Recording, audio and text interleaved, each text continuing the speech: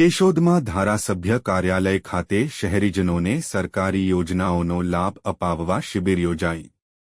કેશોદ કેન્દ્ર સરકાર અને રાજ્ય સરકાર દ્વારા લોકોને આરોગ્યલક્ષી સુવિધાઓ વિનામૂલ્યે પૂરી પાડવાની સાથે સાથે વીમાનું સુરક્ષા કવચ પ્રદાન કરવા જાહેર કરવામાં આવેલ યોજનાઓનો લાભ ઝડપથી તકલીફ વિના પ્રાપ્ત થાય અને તેમના પ્રશ્નોનું સ્થાનિક સ્તરે તાકીદે નિવારણ થાય તેવા આશયથી કેશોદના ધારાસભ્ય દેવાભાઈ માલમના કાર્યાલય ખાતે આજે સવારે 10 વાગ્યેથી શિબિરનું આયોજન કરવામાં આવેલ હતું।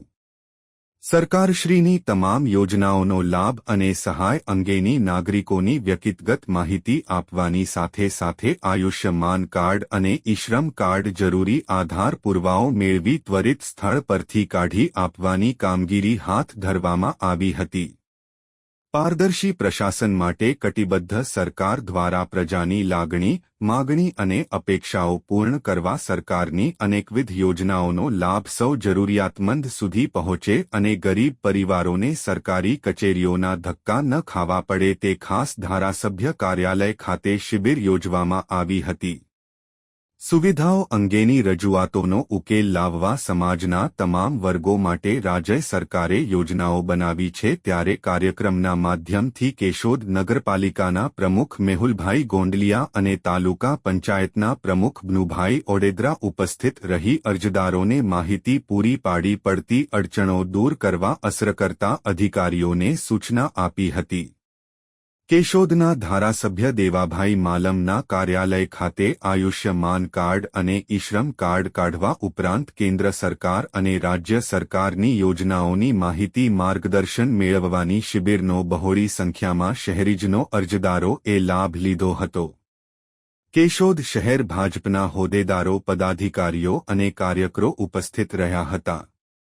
રિપોર્ટર નરેશ રાવલિયા, કેશોદ। કેશોદ ધારાસભ્ય દેવાભાઈ માલમ આજ રોજ અમારી કાર્યાલય પર આયુષ્માન કાર્ડનું આયોજન કરેલ છે। દરેક પ્રજાને બહાર ધક્કા થતા હોય એ કાર્ડ માટે આજે આ કાર્યાલયે આયોજન કરેલ છે। એમાં અમારા નગરપાલિકાના પ્રમુખ અને અમારા ભારતીય જનતા પાર્ટીના તમામ આગેવાનો હાજર રહી અને આ આયોજન કરેલ છે। સવારના 10 થી 2 વાગ્યા સુધી